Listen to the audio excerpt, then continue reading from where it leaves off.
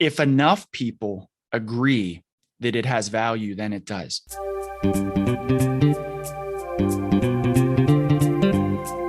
Hello and welcome to the Innovative Mindset Podcast. I'm your host, Isolde Trachtenberg. On the show, I interview peak performing world changers in the creative, social impact, and earth conservation spaces. If you like what you hear on this episode, you're going to want to check out the bonus mini episode you can access if you become a member of my coffee club. If you do, you'll get access to bonus episodes, new art, new writing, and other fun benefits at buymeacoffee.com/IsoldeT. See the show notes for more details. And now, let's get on with the show.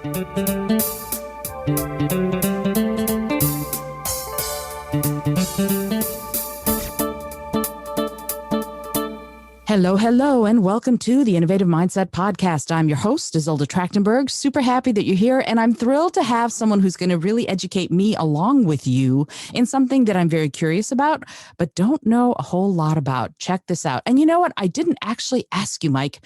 Tell me now before I introduce you. How do you say your name? It's Michael Bummer. Michael Bummer. Okay, see, he's got a couple of different ways that he goes, so I wanted to make sure. So let me tell you about Michael Bummer. This is so cool. He's considered himself a tech geek since the mid-90s. He assembled his own computers and was the first person that he knew to build a website. Woohoo! He almost invested $5,000 in crypto in 2017, and it would be worth over $100,000 today. He spent the last 3 years watching crypto from the sidelines, and then when he and his colleague/partner in crime, Naz, dug deep into the fundamentals and history of what cryptocurrency is, his mind was blown with the potential. All of a sudden, it made just a ton of sense. He realized that he couldn't stay on the sidelines any longer and watch everyone else profit. So he says that while he might have missed out on the first 8 years, he's not missing out on the next 80. Mike, thank you so much for being here. I appreciate it. Welcome. Thank you so much for having me. And Naz wishes he could be here, but we're gonna get into some amazing topics today, you and I. I'm so excited. So first of all, I know that you are the co-founder of Crypto Dads Investing, and we're going to talk about that in a little bit, but I want you to, if you don't mind, take me, imagine I'm maybe 5 years old, and tell me what crypto is.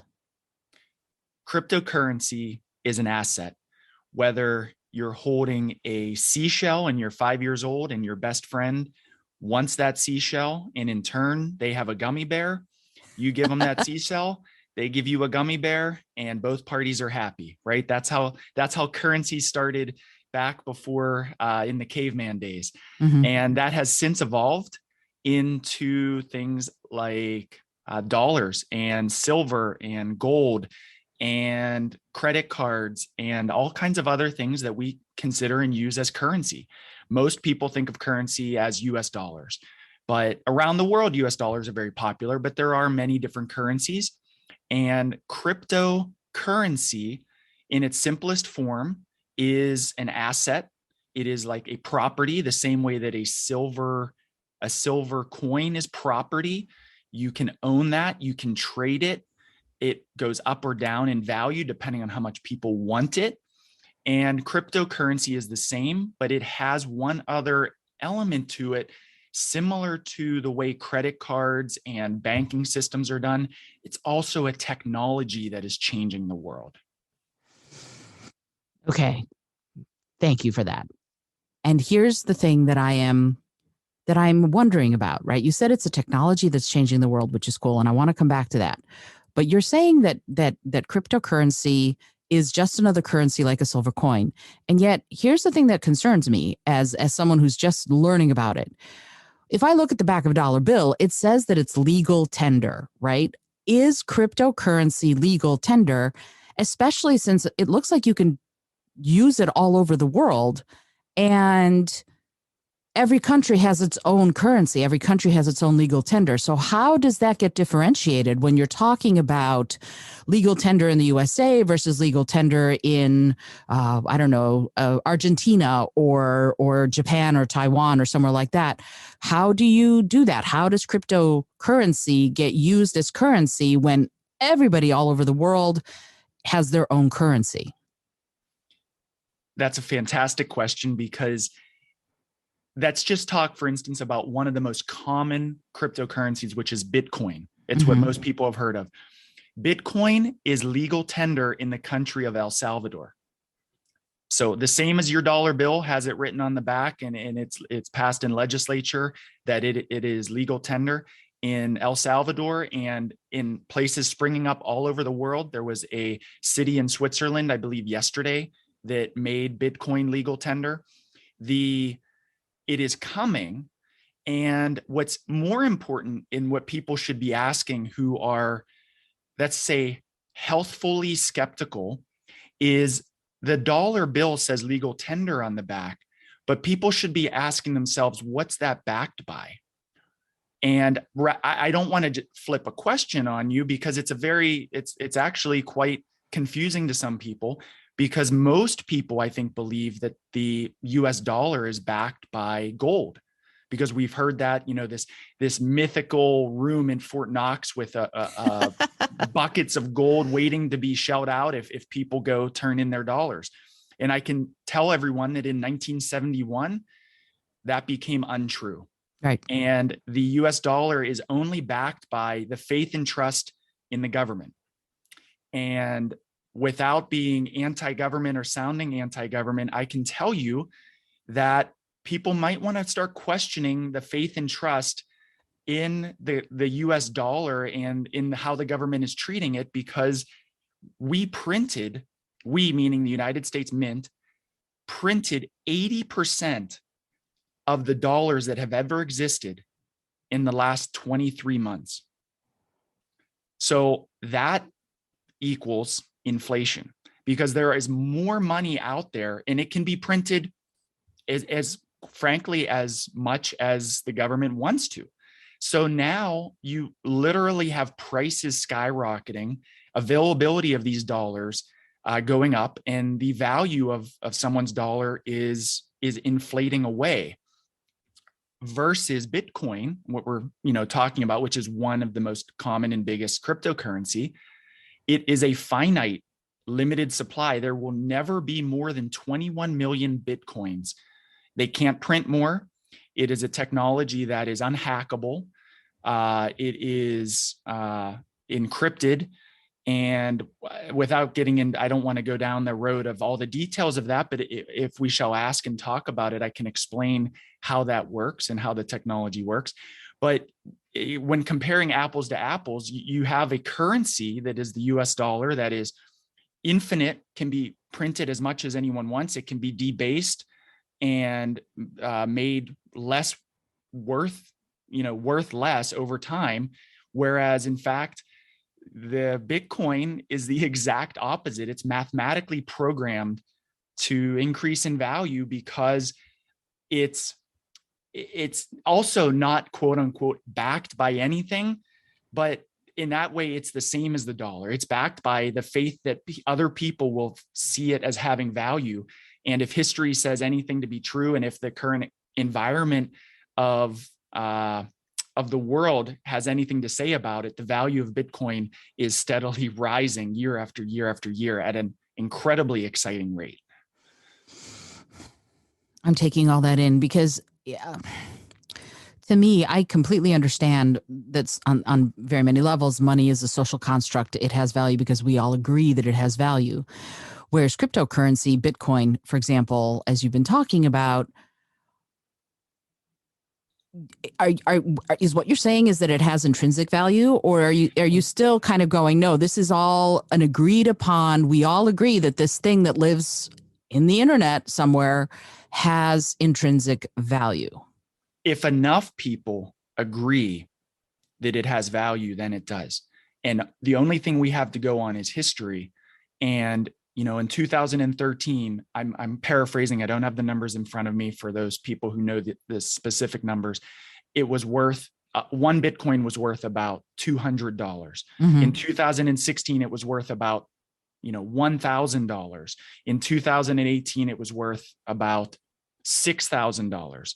Today, Bitcoin is worth $42,000.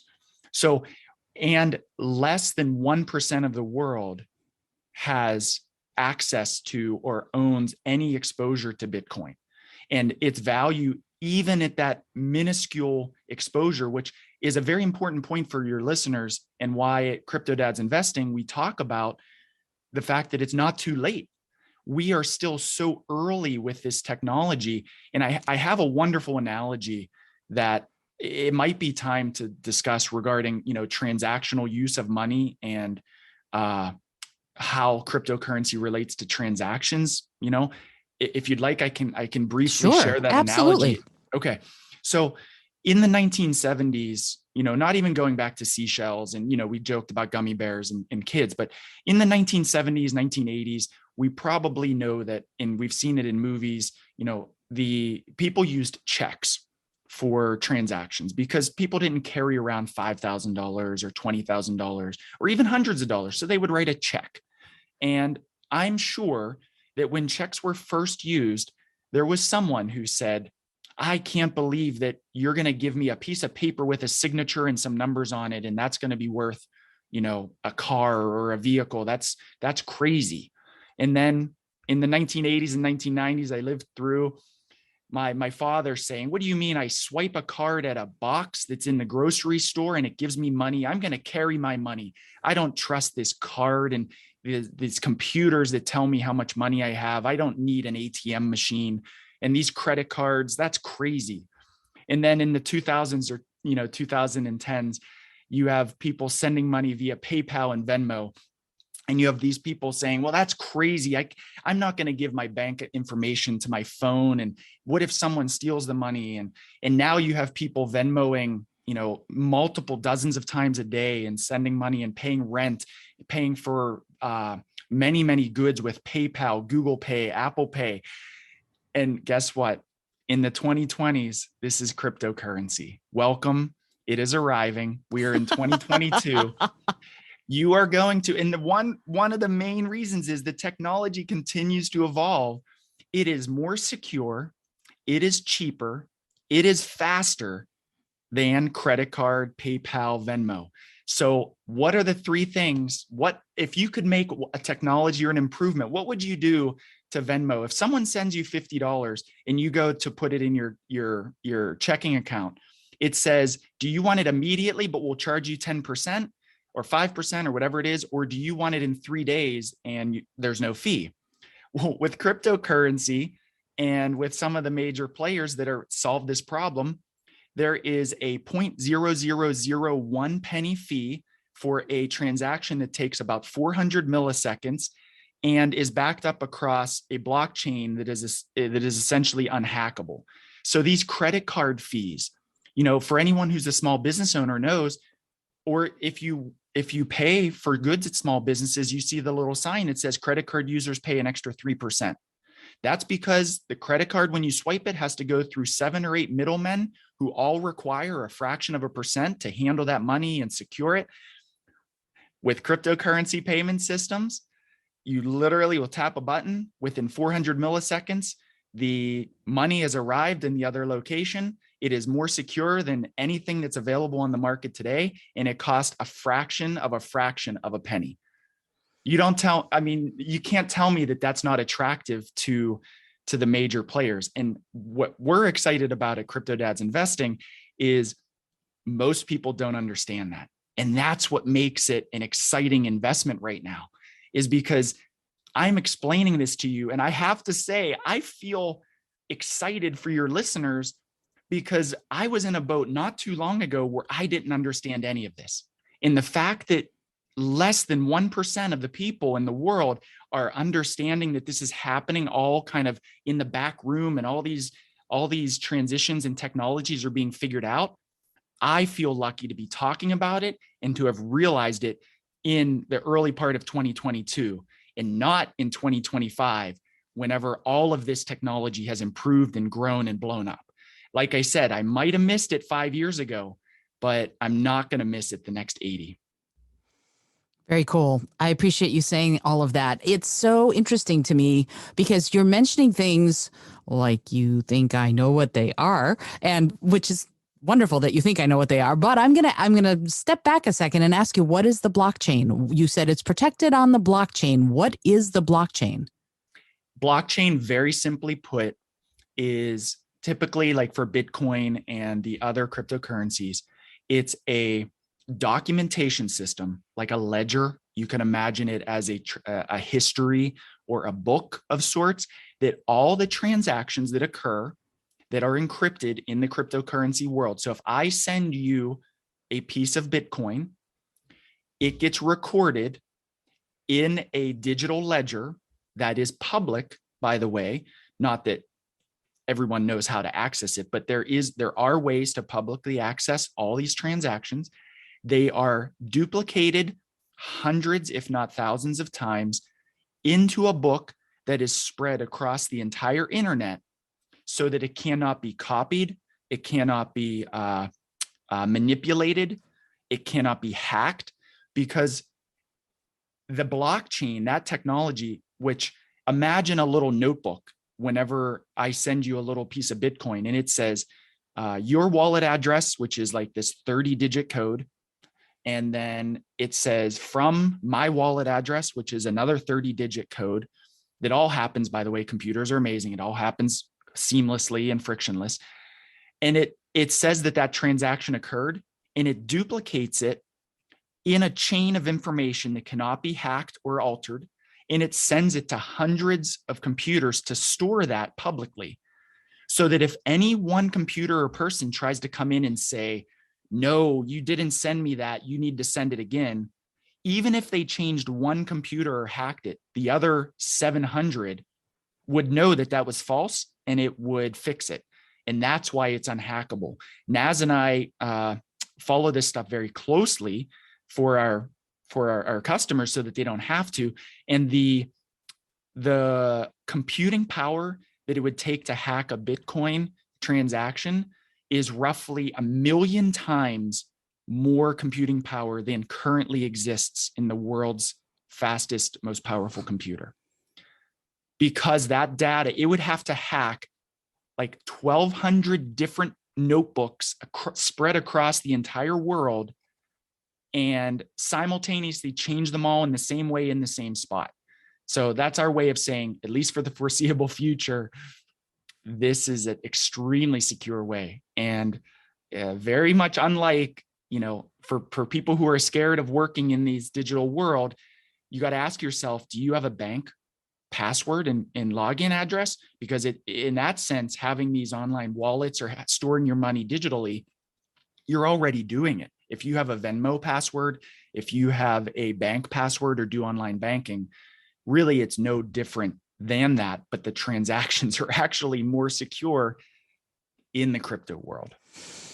For sure. It's interesting. I have so many questions. Yeah, I was one of the people whose account was hacked when the big OPM hack of a few years ago of the Office of Personnel Management for government employees. And, and your information, somebody just grabs it, and they took something like 36 million people's information. And so it sounds to me like what you're saying, that at least right now with the technology we have right now, there is no secure way to hack this very secure, I don't even know what to call it, but I guess blockchain. Yes. Yeah. Okay. So there's no way to hack it. There's always going to be, the word hack is a bit misleading, because if someone steals your password and login address and takes your money, some people consider that a hack. And I couldn't argue that it is not, but that's more of a data breach of sorts, or a weakness, a security weakness. Whereas actually going in and changing the blockchain isn't going to happen. At least not, as you said, for the foreseeable future. So it's so interesting to me. But you also said 700 computers, lots of computing power. So that brings me naturally to where does the energy come from? How do you pay for the blockchain? What is happening to work all of these computers? How is that all happening? And is that I've read that it's taking a real toll on the environment in some ways, because it's such a huge energy output to be able to do these transactions. It's a very fair question. I'm going to admit up front, and I love that we did not discuss all of these questions, but I know that there is good information available. And if we want to include it in the show notes or whatnot, I can find references to the fact that the the impact on the environment is extremely overestimated. And in reality, especially as these technologies advance, they're incredibly green because of the improvements that are made. For instance, I can tell you that one Solana transaction, which is a cryptocurrency that we at CryptoDads Investing are interested in and like, it is a very efficient transactional cryptocurrency, almost akin to Visa because it can process so many transactions. One of those transactions takes about the energy of 2 Google searches.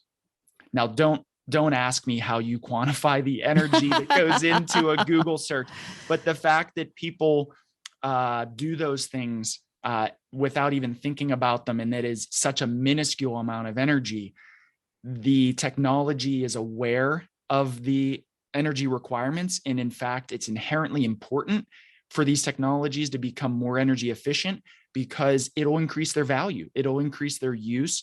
So there is a great public, pressure to make them more energy efficient. But from what I can tell you, and I don't want to speak out of my knowledge base, the impact environmentally of cryptocurrency is extremely small compared to what some of the myths and numbers that have been quoted. I just don't know them well enough to tell you those details in this podcast. I appreciate you saying that. I love it when people who don't know say they don't know. Because otherwise, you're going, well, I'm going to talk out of my hat right now. And I appreciate that. Yeah. I mean, I'm doing a fair amount of research on this myself in preparation for talking with you, but also just in general, because I'm interested in it.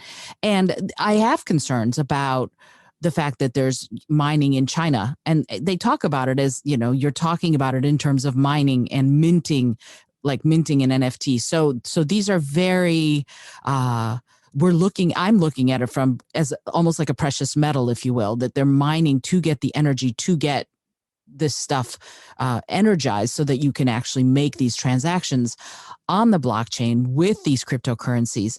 And so I personally, as an environmentalist, am very concerned, but because I'll be, full disclosure, I don't own cryptocurrency, in part because of that, because I don't know exactly where my money's going. So when someone is skeptical like that, when they go, I don't know why I would want to buy Bitcoin because I have my credit, I have my money in my savings, I have, money in stocks or whatever. What would be an enticement to someone to go, no, this is really something you want to do? Or are you in the business of not trying to convince the unconvincible? What is your thought on that? Well, the unconvincible at some point, I believe in all walks, whether it's whatever topic it is, they have their own hurdles and thoughts that they bring to the table that it's only up for them to decide at what point they're open to hearing new information. But as far as cryptocurrency goes for the skeptic or for what someone might need to hear, what we tell people at CryptoDads is making sure that they understand Bitcoin and these crypto tokens are property. They're a digital property, a digital asset, much like gold. And everyone thinks of gold as a store of value. Bitcoin has been called digital gold, and there have been some critics of that.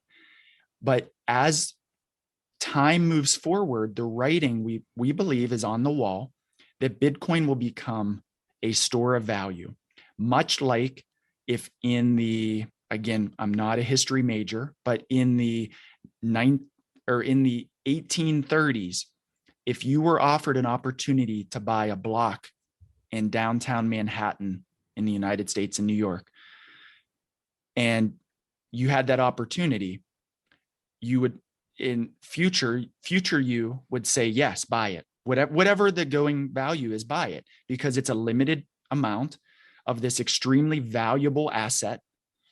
And you would then hold on to it and it would go up in value.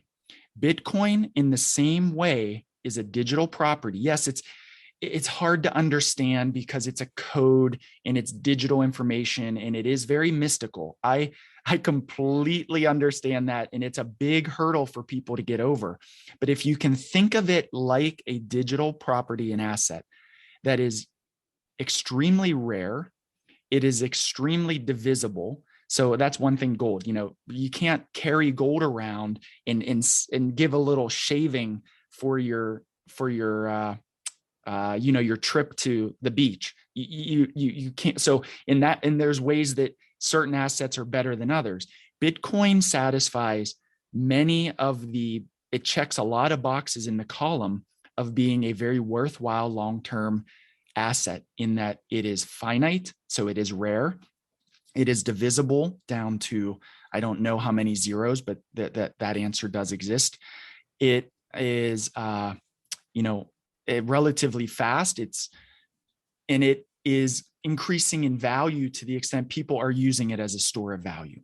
So if you choose not to become involved or not to own any Bitcoin, that's completely fine. I would never talk someone into it. It's this market, and cryptocurrency right now is a volatile market. The general going advice is that no one, especially without a license, like we are not licensed financial advisors, so that none of this is financial advice, but we believe the future for the owners of Bitcoin and other valuable cryptocurrencies is very bright, because people are valuing it more and more. So I would rather own it before it has a significant value. And then when it does continue to grow in value, you can then leverage that value. There's people who are taking loans against their crypto because the crypto has so much value. Lending institutions are aware that they'll give you cash to use because people don't even want to sell their Bitcoin. The numbers are staggering when you get into how many people, and most of the people who are buying Bitcoin right now are wealthy. But we believe it shouldn't just be for the wealthy, because why, against the whole divide of, the poor and wealthy, there should be more people getting involved in this, in our humble opinion now, and working towards a solid, good investment in financial freedom. It's not just for millionaires. It's not just for people who understand the technology, but it's investable for everyone. A lot of people wouldn't even realize that you can buy $1 of Bitcoin. Yeah. And go ahead.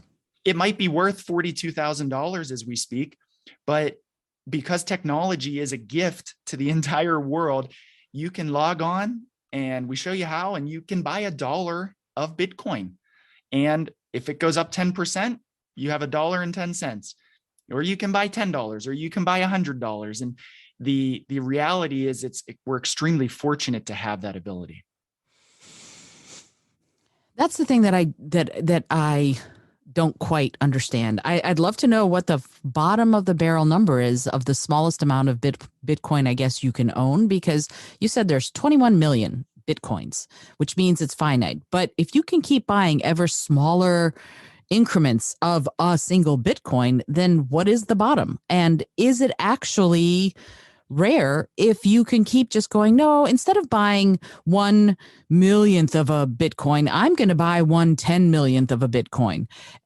Is there a bottom? Is it actually rare, or is it only rare because we are all sort of agreeing, yeah, there's only 21 million of them, and that makes it rare? So Bitcoin can be divisible and divided into 8 decimal places. I'm not a mathematician, but it's able to be so carved up in the sense that owning it, again, if you think of gold, and there are many people around the world investing in gold, and you could argue, well, how do I own $100 of gold? That's not even it's not even the ring on my finger. Well, it's because computers have allowed us the technology to, and especially with digital currency, to own various amounts of an asset. And in the same way that you can own $5 of Amazon stock, it's really no different. And I can completely appreciate the hurdle, that people getting to the point where that makes sense to them. But what it really is exciting that there is that fractional ability to own Bitcoin. I can tell you that if people are finding it hard to believe they're going to pay 0.00000024 Bitcoins for a coffee, they don't have to worry about that, because these other technologies that we're excited about, they kind of address that in the sense that Bitcoin, even though it's the largest asset, much like gold, there are other faster, more kind of efficient technologies and coins that will handle many of the transactional requirements. But what's funny, much like gold, Bitcoin will probably remain the store of value because of its technology and how secure it is, and the fact that it was the first to the game. It is the largest player in the space. So the other thing, and this kind of makes me remember that one of the scariest parts to me before I got started investing in cryptocurrency was realizing there are thousands, actually over 12,000 cryptocurrencies available, and it's growing every day. 95% of them will go bankrupt and will be worthless. And that 5%, what different people might call the blue chips, the pristine investments, those are where we like to invest our hard-earned dollars. And it's knowing which of those, and they're pretty easy to pick out. It's staying in the space of the good technology, the valuable assets. Whereas a lot of people, I think cryptocurrency and investing got a bad name because a lot of people are losing money on these extremely speculative, low cost, almost lottery ticket like coins. And that's scary. And you see people losing money, and it makes you want to stay away. We do not dabble in those lottery ticket cryptos. That's reassuring, but let me, how do you know? Like you do the research, but let's say someone who is a layperson in Nebraska would want to start looking at some of these cryptocurrencies. Where do you find out if is it just do the research and watch a bunch of YouTube videos? Where do you find out that something is, like you said, good technology? Because I don't know, Sure. how would you know? Well, you start just you could probably Google what are the top 10 cryptocurrencies. So, and they rank those. That metric is probably going to use market cap. Market cap is a bit of a scary word for someone who's never done investing or stock purchases, but market cap simply means the price of the coin by how many coins are available.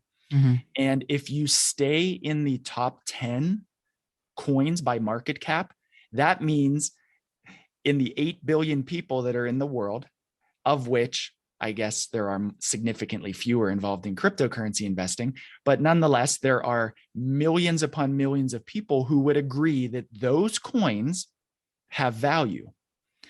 Much like the world would agree that companies like Tesla, Amazon, and Google, and other, Boeing, that these companies have value, and there's a lot of money involved and invested in them. If you follow the investment size and amounts, that's probably the first part of where I would look. And if you invested only in these top 5 or top 10 cryptocurrencies, in our opinion, you'd probably be doing quite well. Now, there are intricacies, and just because a cryptocurrency has significant value doesn't mean that its value will continue to go up. There is no promise. Although that's where I would start. You asked about starting. That's where I would start. And then there is a wealth of information available to sort through, both in blog form, in YouTube videos, and in articles written by many different publications, Forbes, all extremely diverse publications across the world. I'm taking all this in because there's so much. Here's the thing though. Like if I'm looking to get involved, You brought up the stock market. Tesla is a great example of a company that's wildly all over the place. There are days when it's, $1,500 a share, and there are days when it's $400 a share, and those could be one day versus the next day, right? So Tesla is volatile. And you've said that of these 12,000 some odd types of cryptocurrency, that 95% of them are going to fail. So, and I'm not asking you to give financial advice, but I feel like if I'm looking at some of these, I've heard of like Solana, Ethereum, maybe OpenSea. I don't know if I'm saying any of these correctly, but all of those are they currencies, and is there enough, like, how do I put this? Okay, let me put it to you this way. So if you own Apple stock in the 90s, you were probably going, holy crap, I'm doomed. But if you held on to it when it was like $5 a share, it's split countless times, it's over $300 a share now, blah, blah, blah. So you would be a cajillionaire, right? But you would have to know that you could ride out those waves. And now over time, you see that on the whole, Apple stock has gone up. We don't have that much history of cryptocurrencies to find out these trends. So how do you, as a layperson, study these besides going, what are the top 10 cryptocurrencies? Because there isn't a history here. It's so new. So on the one hand, early adopters might make a lot of money, but on the other hand, those early adopters would have to be pretty interested in being risk takers. What are your thoughts on that? You summed up exactly why we're so excited about this investment opportunity in the moment that we're chatting right now. Okay.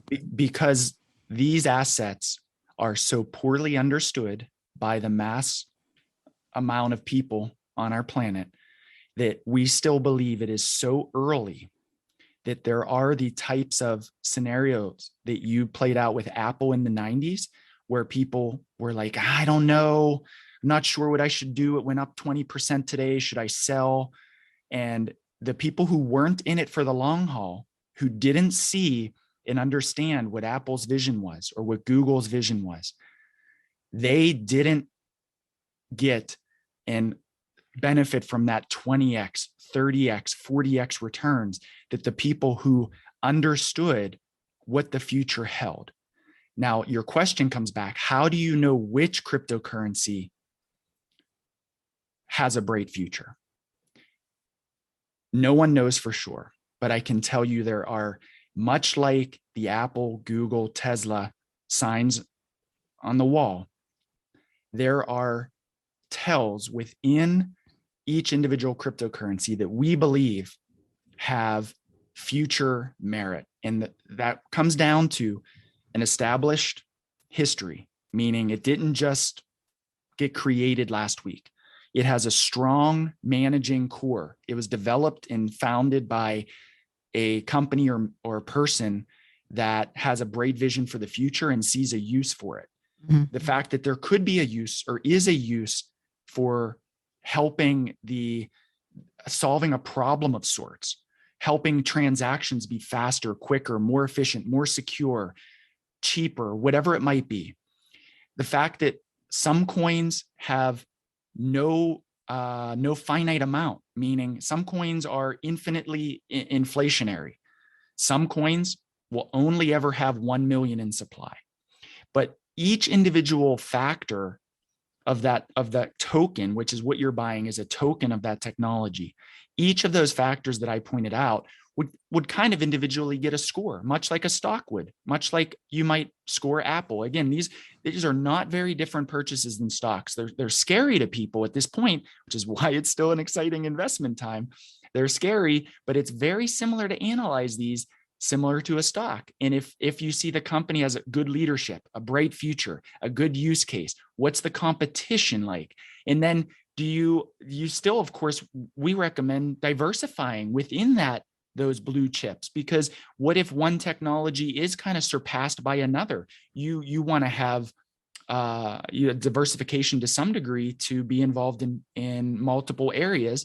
But we also like to teach about how you don't have to be in 30 different cryptocurrencies, because we believe there's enough value in 4, 5, 6 of them that all serve a different purpose, have a bright future, have good leadership. And those are the factors that I believe would separate a coin from being very highly risky and more likely to, let's say, fall flat or go bankrupt. I believe there are metrics, there are properties to these different technologies and tokens that reassure me and make me very excited, because you see more resources and people buying them, more people using them for transactions.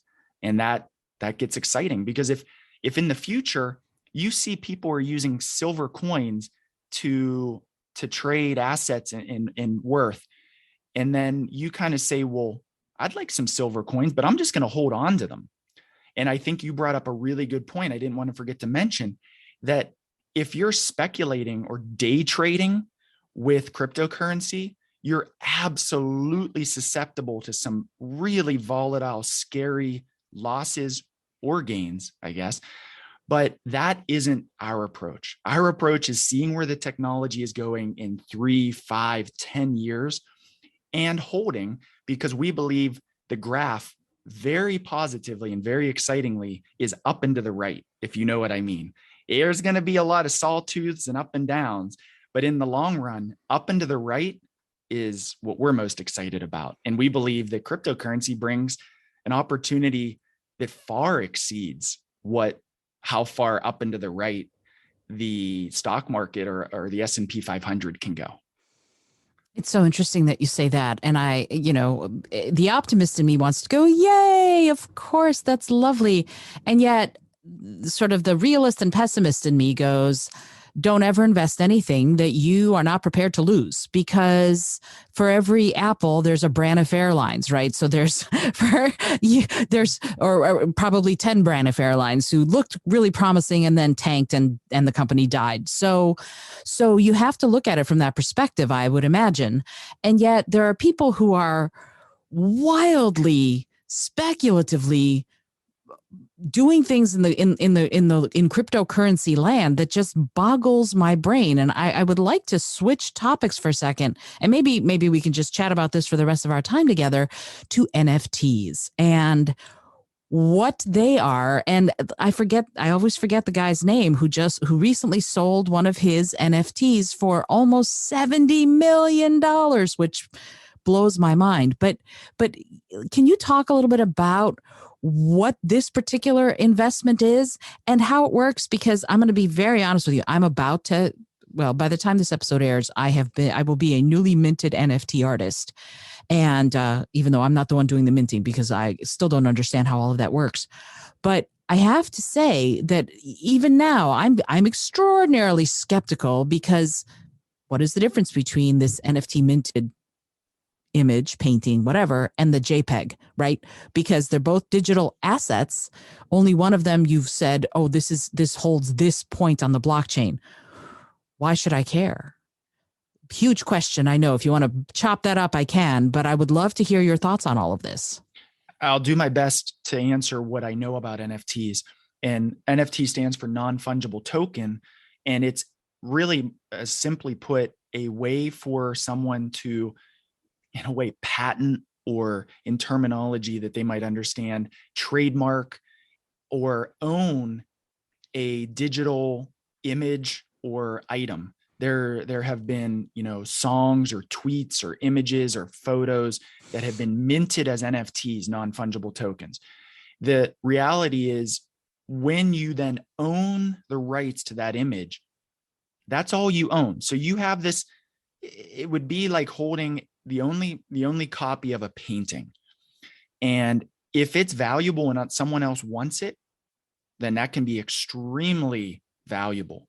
If no one else cares and no one else wants it, then it can be extremely unvaluable, or it can be extremely worthless.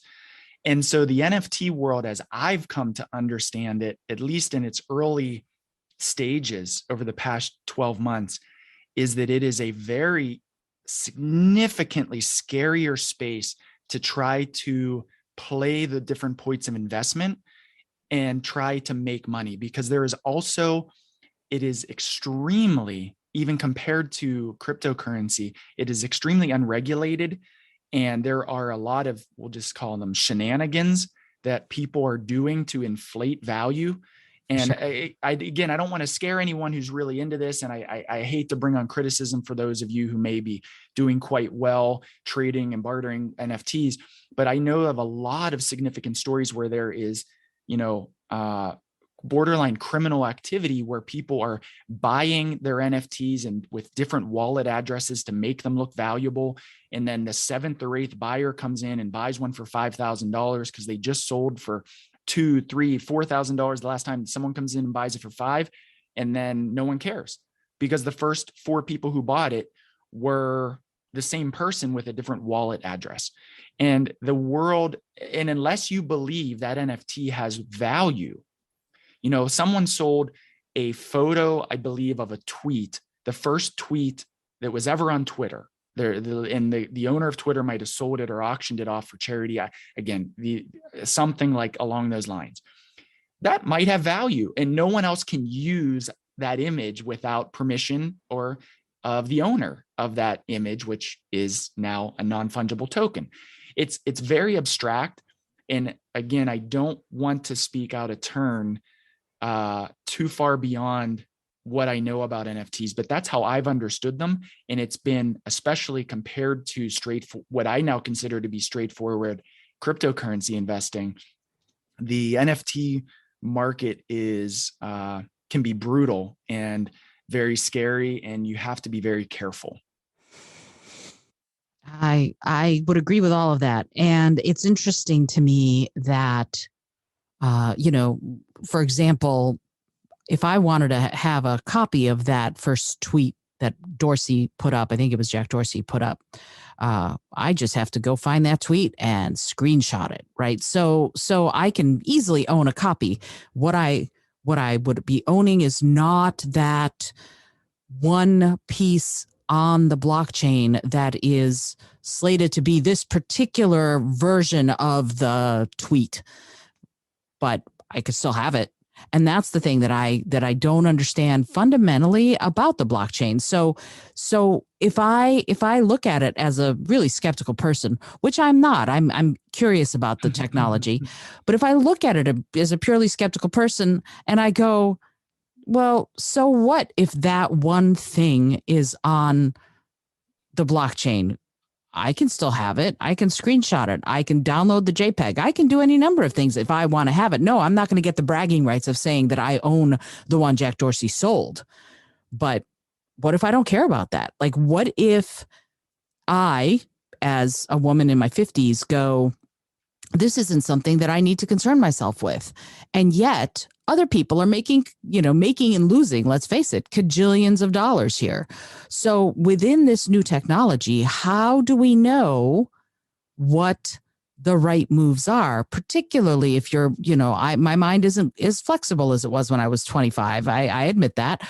So if I'm sitting here and I'm going, I want to look at this new technology, how do I ultimately know that it isn't a bunch of bunk? It has to be desirable. And it's only, much like a trading card, Michael Jordan's rookie basketball card, or a Mona Lisa painting, or a Monet, we all have photos of them. You can go snap a picture of Michael Jordan's rookie card on Google Images right now. But there is only one person in the world. Well, they did print more than one of his rookie card, but you know what I mean? There are a finite number of people who actually hold a Monet painting, and the people that value that, who have the currency or assets that they want to hold that special painting, in the same way is the way I understand NFTs. It's not an area that I find to be investable because of the risk right now for me. Mm-hmm. But it can be as simply, I think, thought of as a Monet painting. And some people would give that immense value to say that they own it. They would display it. They will tell their friends about it. And other people will go to the mall and buy a photo of a Monet painting, and they will hang it up proudly and go about their day. Right. Absolutely. And that's one of the things that I feel like I don't quite get about NFTs, even though, as I said, by the time this episode airs, I am a newly minted NFT artist because I participated in a thing to benefit the war effort in Ukraine. So yeah, it's part of Women's History Month, but my proceeds are going to go to help the war effort in Ukraine. But the thing is, and exactly what you say, like there's a difference to me between the tangible Monet painting and a print of it. But there doesn't seem to be a fundamental difference between that image that Jack Dorsey minted into an NFT token and a screenshot of that. Like, yes, digitally, in some ways they're identical, except for that one that he auctioned off has a little tiny spot on the blockchain that's where it belongs. And somebody else's, let's say he minted, I don't know, 5 of them. I don't really know any of that part, but he minted 5. And now there are 5 people who have the bragging rights to say, hey, this is what I own. I own one of these 5. On the other hand, and this is something, I don't know if you follow him, but Gary Vaynerchuk is doing just a ton of stuff with VeeFriends and the NFT world and cryptocurrency in general. Sorry, hold on. And one of the things that I think seems to be sort of happening is that he has this fervent community who are all very interested in owning his, zealous zebra. He started drawing his own things, and, patient penguin or something like that. He's doing these drawings that then people are rapidly buying. And then immediately upon buying them, they sell them off as, I'm going to raise the price on this and then I'm going to sell it because this is a Gary Vaynerchuk thing. So it seems to me like community in that way is very important. Having followers, having a community of people who want to support you is very important. Does that translate? And if so, how to cryptocurrency? Do you need anything like that in order to be able to be someone who participates in buying and selling cryptocurrency? Not at all. Okay. I think that's one big differentiator. And to be honest, the example you painted with Gary Vaynerchuk doing that is exactly right. He has an audience. He has a captive following that will give value to his drawings of a giraffe. And frankly, because people want it, they're willing to trade it or buy it because of his name on it. Whereas in cryptocurrency, we can all download an app, and much like buying, $5 of Amazon stock, you can buy $1 of Bitcoin, and you can become involved in this revolution of technology without any significant, you don't have to know what a blockchain is. You don't have to understand how many transactions per second Solana does. And you can completely, if you believe there is an opportunity to invest money that you are comfortable investing, the same way you would invest in anything in this world, whether it's real estate or gold or dollars or stock, cryptocurrency or Bitcoin is no different. And you would choose that you want to give value to this item that you believe will be worth more in the future. And fortunately, unlike the NFT world, where there's a lot of research and knowledge and almost a barter, an auctioning of sorts that occurs, investment in cryptocurrency is as simple as downloading secure apps, the right apps, which we discuss at Crypto Dads, and knowing how to minimize the fees and safely, securely, confidently invest in these cryptocurrencies that are going to change the world. They are changing the world. Yeah. And that's something that I'm very interested in, actually. I'd love to have you back because we haven't really talked about some of the real world applications of like smart contracts. And if you want to buy a house using cryptocurrency and all of that, it seems to me like those are emerging now. And in maybe 3 to 5 years, it's going to be a lot more the norm. What I don't understand, and maybe you can explain it to me, let's say you want to buy a house and you want to use crypto to buy it. Generally speaking, now you have to go through a lawyer, you have to sign all sorts of paperwork, and then the deed gets transferred. But apparently, from what I understand, eventually you're going to be able to just go, this is, crypto, I've bought the house, we're good to go, I own the house. And yet you still, there are all of these, like I keep seeing this sort of, oh, we're going to get rid of the middleman, if you will. But I keep seeing all of these uh, things coming down sort of from on high that this is going to be possible. And yet there's an infrastructure in place that says you're going to have an inspection. You're going to have all of these things happen before you can buy and sell a house.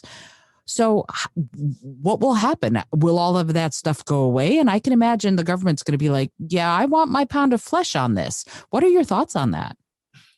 I believe that the checks and balances of real estate purchases, just to stay within your example, will remain. A lot of those steps are in there to protect the consumer, protect the seller, the buyer, and home inspections and bank loans. There are signatures and agreements that will always be necessary to some degree. What will become much easier and has already happened earlier this week, someone in my LinkedIn feed bragged that they just bought a house in Florida using Ethereum. And they did that in a way which is extremely exciting because Ethereum is so fast. It is a smart contract platform, which again, you don't have to know how smart contracts work, but it's extremely similar to the blockchain. So the information is very secure, very fast, and highly accessible if needed in the future.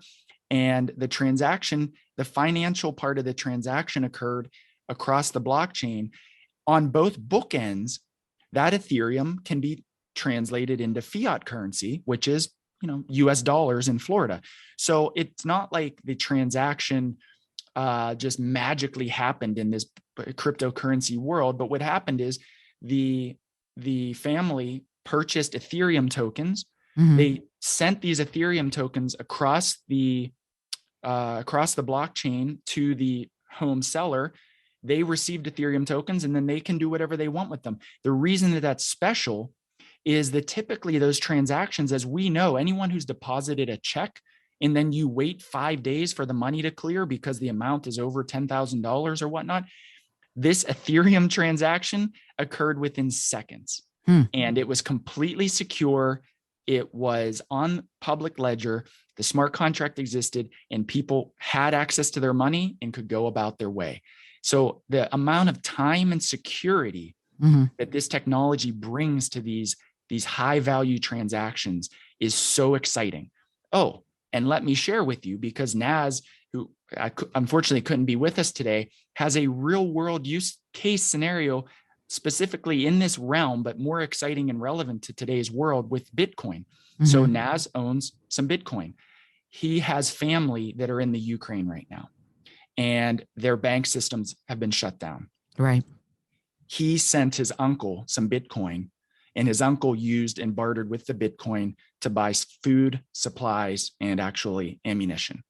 And he had no access to funds or money. And I got chills as I'm talking about this because this is the world we're living in. But that transaction occurred within seconds. Well, with Bitcoin, probably minutes. But there are the cryptocurrencies that are, like I said, more transactionally exciting, where it would be seconds. Minutes, though, for Bitcoin to get to Ukraine, instead of sending them a check, a wire would have required, how many people in the middle, how many fees, and access to that. Whereas the Bitcoin was there within minutes. And this is the type of technology that worldwide, imagine a united type of currency across the world where people know what they're earning, what they're holding, and what it has value to others across the world. I mean, it is so exciting. It certainly levels the playing field, it seems. And I think that is a fascinating idea, considering when we're talking about the developed world versus the developing world, people in the developing world having access to the same kind of currency that people in the developed world have. That is very exciting. And I'm wondering what's going to happen with regulation. How might they, or how will they, the different governments of all the different countries in the world, go about regulating this? Because I'm going to imagine, again, bureaucracy is going to want its pound of flesh. How will they do that? Any thoughts on that? I don't know specifically how they're going to do it, but they will try. That is a guarantee. I Yeah. can tell you historically, though, it hasn't worked out too well. So there are countries that have banned Bitcoin. One of them is Nigeria. The Bitcoin use, I don't know the metric. Again, I apologize because I know this is going on record. It's public, but Nigeria became one of the per capita highest amounts of Bitcoin ownership and usage within months after they banned it. China banned Bitcoin. It became one of the most sought after, like, owned commodity in China. The funny thing is, when you ban something, there's people that we follow and experts in the space who talk about it in a way laugh, because when you ban something, think about prohibition. It instantly makes it so attractive, and you almost get the people wondering, well, why don't they want me to have it? It must be threatening to them. It must For be sure. it must be something I really need and want. So yeah, the prohibition didn't work out too well in the United States in the 20s. And that's how we see the superfluous regulatory attempts at Bitcoin and cryptocurrency. The government is going to try to make their own digital currency. There's talk of it already. The problem is, it loses all of its attractiveness if they can regulate it, if they can track you. China came out with their own digital currency, and they track how people use it. Do you think anyone in the United States would want further? I mean, we're already everyone around the world is already skeptical and scared of devices like Alexa and our cell phones listening in, knowing what we're doing. Believe me, Bitcoin is a commercial for independence and freedom. And what's going on in Canada? Again, I don't know all the details right now, but Canada has recently, the government there has been trying to confiscate and take people's access to their money and funds away. You can't do that with Bitcoin. It is truly an independent, it is the government can't go in and take it away from people, and that scares them.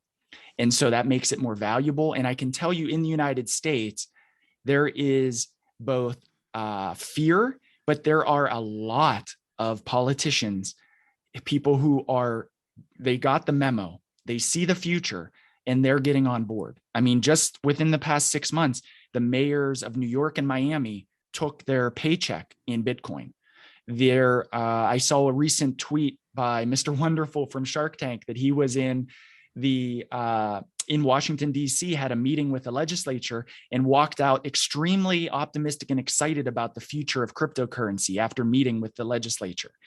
And I think, again, these things are happening, guys, and we think it's so exciting to get involved now before people really understand it. I'm trying to help you understand it, and we love answering questions, but that's why it's so exciting. Imagine investing in Facebook and Google and Apple before people understood what they had. And that's what we think at Crypto Dads Investing, that we have that. We're learning, we're there now. And it just makes me want to boil over with crazy excitement. You can probably hear it in my voice. I'm trying to contain myself.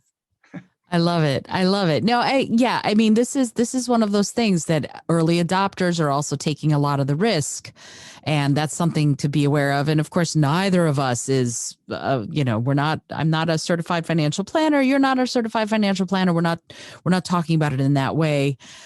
It's one of those things that I'm very, I'm both excited and leery of it, because I vacillate, if you will. But if people wanted to learn more about what you all are doing at Crypto Dads Investing, how would somebody find you? What's the best way to find you and Naz? Simple. You can just go to cryptodadsinvesting.com. We have a free little giveaway where you can hop in and hop on our app that is both in the iOS Apple environment and the Android Google store. And inside our app, we give you an introduction to one of the lessons that we call Making Sense of Crypto for Beginners. And that's a little play on words, Making Sense of Crypto for Beginners. And you can jump in and just learn about the basics of cryptocurrency, why we're so excited. And then we do deep dives within, essentially it's our launch pack. And I'm not afraid to admit it, but that's one of the products that we sell that is most popular, is this quote unquote launch pack that we like to joke. It takes people from being crypto curious to crypto crushing it. And you don't need a tech degree. You don't need to be a millionaire. And all you need is a little bit of interest and excitement about it. And we can help people save money on their fees, learn how to get 5 to 10% interest on their cryptocurrency versus the banks giving away their greedy 0.1% interest on your money that sits with them. There are so many great opportunities, and all we do is help the regular person get involved, because we were at that point once, not all that long ago, and we thought it was a great injustice. Once we figured it out, I knew that it had to be shared with other people, because it's way too exciting to keep people scared. And then when it's too late, all of the exciting growth will be kind of like not gone, but it won't be as exciting. Like, let's do this now. Let's get financially free. We're crypto dads because we have young families. Naz has a daughter that is 1 year old. I have a daughter that's 8. And we want to plan for their future, for their education, for us to not have to work, as hard as we work every day. And we see cryptocurrency investing as a pathway to that in a much more exciting way than the traditional stock market. And I have to add, use at your own risk, right? Yes. So that's something that's really important to me, that we mention, that this is, I'm not a financial anything. You're not a financial anything in that way. I would hate to see somebody invest and do like what you said earlier, which is that day trading, and then lose a lot of money and then go, well, you told me that no, that's not what this is. But it's important for us to point that out, that this is, in many ways right now, for me at least, this is an intellectual exercise, because it is an emerging technology, and it is something that some people are doing really well on, and some people have lost their shirt. So you need to approach everything with a healthy dose of skepticism and really educate yourself on how to do it, whether or not you go through Crypto Dads Investing or whether or not you do it through YouTube videos, whatever it is. I think it's important for us both to go, you need to know what you're doing. And if you don't know, you need to find out the information before you get into something that could end up having negative consequences in addition to some positive ones. So please be very careful about all of that stuff that you do. I think it's super important to say that. I couldn't agree more. The general way of phrasing it in the crypto world is not to invest anything that you wouldn't be comfortable losing. Flat and simple, it could be lost. So rent money, food money, money that's supporting your family, it is not a good place to invest it in a volatile market if you're going to need it in the next 6 to 12 months. That said, there are obviously exciting opportunities.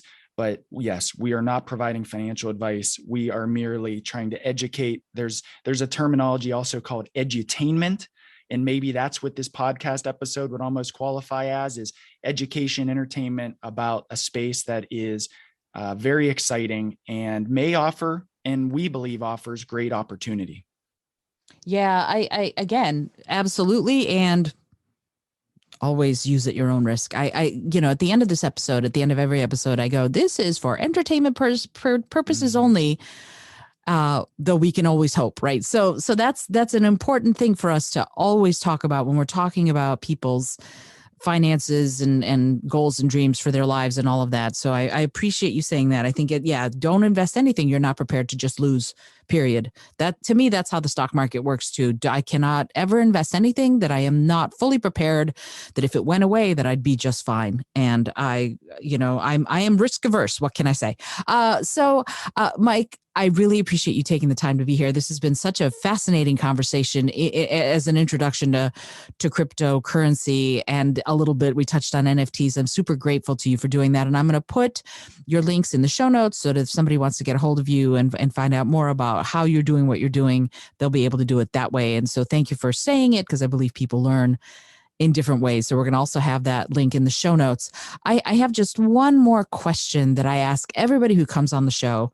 And it's a silly question, but I find that it can yield some profound results.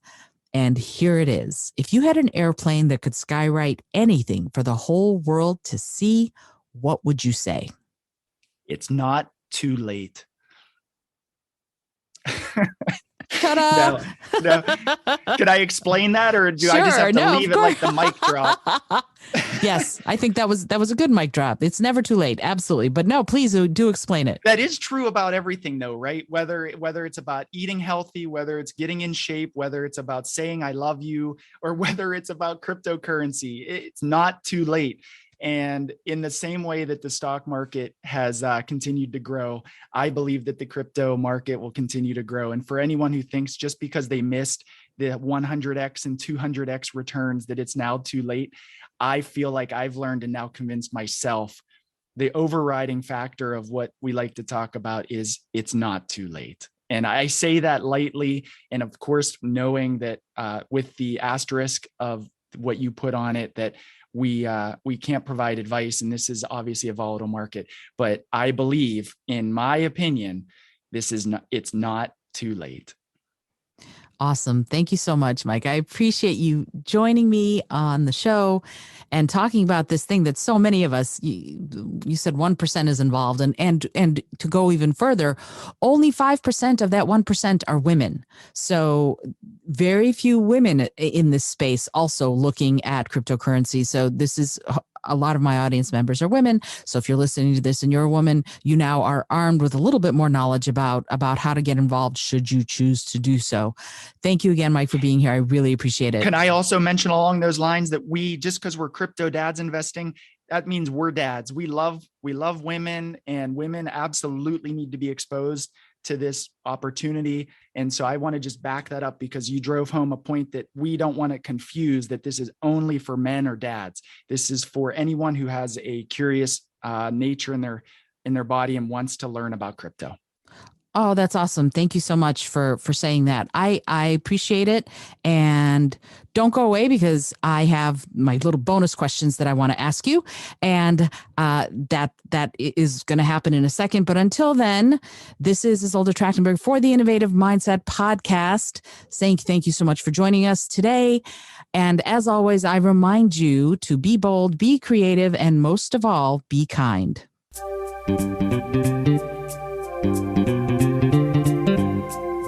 Thank you so much for joining me today. I really appreciate you being here. Please subscribe to the podcast if you're new, and it would mean the world to me if you told a friend about it. Today's episode was produced by Isolde Trachtenberg and is copyright 2022. As always, please remember this is for educational and entertainment purposes only. Past performance does not guarantee future results, although we can always hope. Until next time, remember to be bold, be creative, and most of all, be kind.